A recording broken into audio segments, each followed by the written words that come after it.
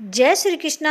राधे राधे। आप सभी का स्वागत है आपके अपने YouTube चैनल मेरी आस्था में। तो दोस्तों, आज के वीडियो में हम बात करेंगे गणेश जी की कहानियों के बारे में। जैसे कि आप सभी जानते हैं कि 29 तारीख का सकट है, तो उसी की आज हम 3 कहानियाँ इस वीडियो में सुनाएंगे। तो दोस्तों, वीडियो अच्छा लगे तो वीडियो को ज़्यादा से ज़्यादा शेयर कीजिएगा, लाइक कीजिएगा, और यदि आप मेरे चैनल पर नए हैं तो चैनल को सब्सक्राइब जरूर कीजिएगा। दोस्तों, तो वीडियो को प्रारंभ करते हैं। माघ माह के कृष्ण पक्ष की चतुर्थी को सकट चौथ व्रत पड़ता है।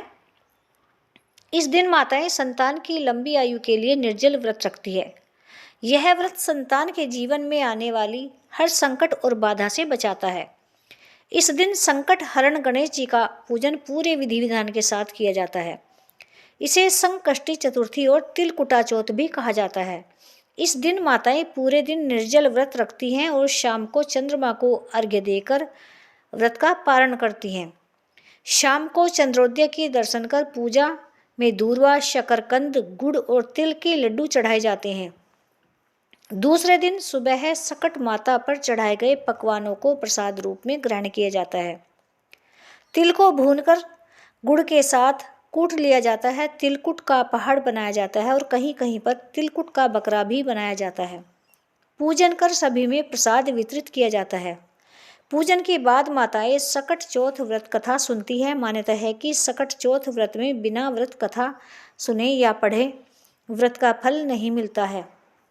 ज्योतिष विद्वानों के अनुसार सकट चौथ का व्रत बिना व्रत कथा के अधूरा माना जाता है।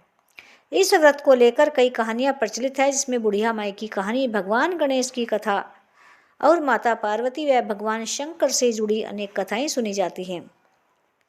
तो यहाँ मैं सकट चौथ से जुड़ी 3 कहानियाँ अपने अनुसार आपको सुनाऊंगी। तो दोस्तों, पहली जो कहानी है, ये 3 कहानी मैं आपको सुना रही हूँ। तो पहली कहानी सुनेंगे। माँ पार्वती एक बार स्नान करने गई।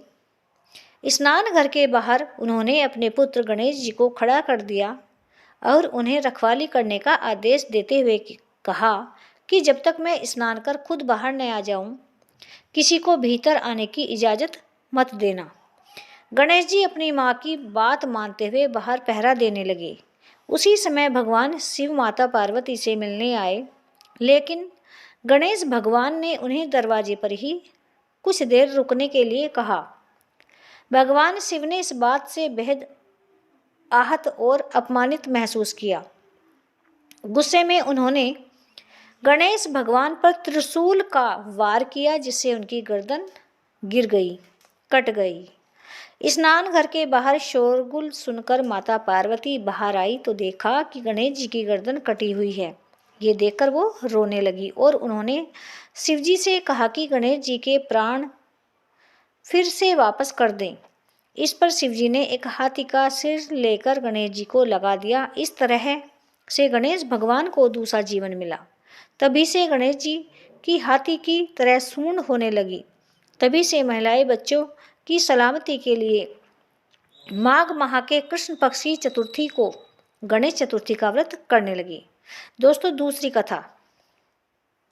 किसी नगर में कुम्हार रहता था। एक बार जब उसने बर्तन बनाकर आमा लगाया तो आमा नहीं पका। परेशान होकर वह राजा के पास गया और बोला कि महाराज, न जाने क्या कारण है कि आमा पक ही नहीं रहा है।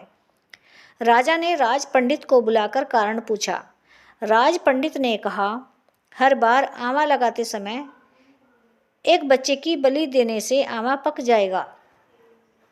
राजा का आदेश हो गया। बलि आरंभ हुई। जिस परिवार की बारी होती वह अपने बच्चे में से एक बच्चा बलि के लिए भेज देता। इस तरह कुछ दिनों बाद एक बुढ़िया के लड़के की बारी आई। बुढ़िया के एक ही बेटा था तथा उसके जीवन का सहारा था, पर राजाज्ञा कुछ नहीं देखता। दुखी बुढ़िया सोचने लगी, मेरा एक ही बेटा है, वह भी सकट के दिन मुझसे जुदा हो जाएगा। तभी उसको एक उपाय सूझा। उसने लड़के को सकट की सुपारी तथा दूब का बीड़ा देकर कहा, भगवान का नाम लेकर आमा में बैठ जाना। सकट माता तेरी रक्षा करेंगी।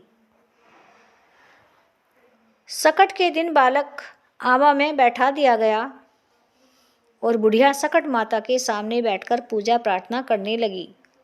पहले तो आमा पकने में कई दिन लग जाते थे, पर इस बार सकट माता की कृपा से एक ही रात में आमा पककर तैयार हो गया। सवेरे कुम्हार ने देखा तो हैरान रह गया। आमा पक गया था और बुढ़िया का बेटा जीवित व सुरक्षित था। सकट माता की कृपा से नगर के अन्य बालक भी जी उठे। यह देख नगरवासियों ने सकट माता की महिमा को स्वीकार कर लिया तथा आज तक सकट माता की पूजा और व्रत का विधान चला आ रहा है। बोलिए सकट माता की जय। अब दोस्तों पढ़ेंगे तीसरी कहानी। एक बुढ़िया थी, वह बहुत ही गरीब और दृष्टिहीन थी। उसके एक बेटा और बहू थे। वह बुढ़िया सदैव गणेश जी की पूजा किया करती थी। एक दिन गणेश जी की प्रकट होकर उस बुढ़िया से बोले, बुढ़िया माई, तू जो चाहे मांग ले। बुढ़िया बोली, मुझसे तो मांगना ही नहीं आता, कैसे और क्या मांगूं? तब गणेश जी बोले, अपने बेटे बहू से पूछकर मांग ले। तब बुढ़िया ने अपने बेटे से कहा, गणेश जी कहते हैं कि तू कुछ मांग ले, बता क्या मांगू? पुत्र ने कहा, माँ तू धन मांग ले। बहू से पूछा तो बहू ने कहा, नाती मांग ले। तब बुढ़िया ने सोचा ये तो अपने अपने मतलब की बात कर रहे हैं, इसलिए उस बुढ़िया ने पड़ोसियों से पूछा तो उन्होंने कहा, बुढ़िया तू तो थोड़े दिन जिएगी, क्यों तू धन मांगे, क्यों नाती मांगे? तू तो अपनी आंखों की रोशनी मांग ले, जिससे तेरी जिंदगी आराम से कट जाएगी। इस पर बुढ़िया बोली, यदि आप प्रसन्न हैं तो मुझे 9 करोड़ की माया दे, निरोगी काया दे, अमर सुहाग दे, आंखों की रोशनी दे, नाती दे, पोता दे और सब परिवार को सुख दे और अंत में मोक्ष दे। यह सुनकर गणेश जी बोले, बुढ़िया माई तुमने तो मुझे ठग लिया, फिर भी जो तूने मांगा वचन के अनुसार सब मिलेगा। यह कहकर गणेश जी अंतर ध्यान हो गए। उधर बुढ़िया माई ने जो कुछ मांगा वह सब उसको मिल गया। हे गणेश जी महाराज, जैसे तूने उस बुढ़िया को दिया, सब कुछ दिया, वैसे ही सबको देना। बोलो गणेश जी महाराज की जय। तो दोस्तों अब देखेंगे सकट का जो शुभ मुहूर्त है। चतुर्थी तिथि का आरंभ 29 जनवरी को सुबह 6:10 से, चतुर्थी तिथि की समाप्ति 30 जनवरी को सुबह 8:55 पर होगी। चंद्रमा का जो समय है, चंद्रोदय का समय है रात्रि 9:15 पर। तो ये शुभ मुहूर्त है। तो दोस्तों ये थी आज की जानकारी कैसी लगी कमेंट करके अवश्य बताइएगा। वीडियो अच्छा लगा हो तो वीडियो को ज़्यादा से ज़्यादा शेयर कीजिएगा, लाइक कीजिएगा और यदि आप मेरे चैनल पर नए हैं तो प्लीज़ चैनल को सब्सक्राइब जरूर कीजिएगा। तो दोस्तों मिलते हैं अगली वीडियो में, तब तक के लिए राधे राधे।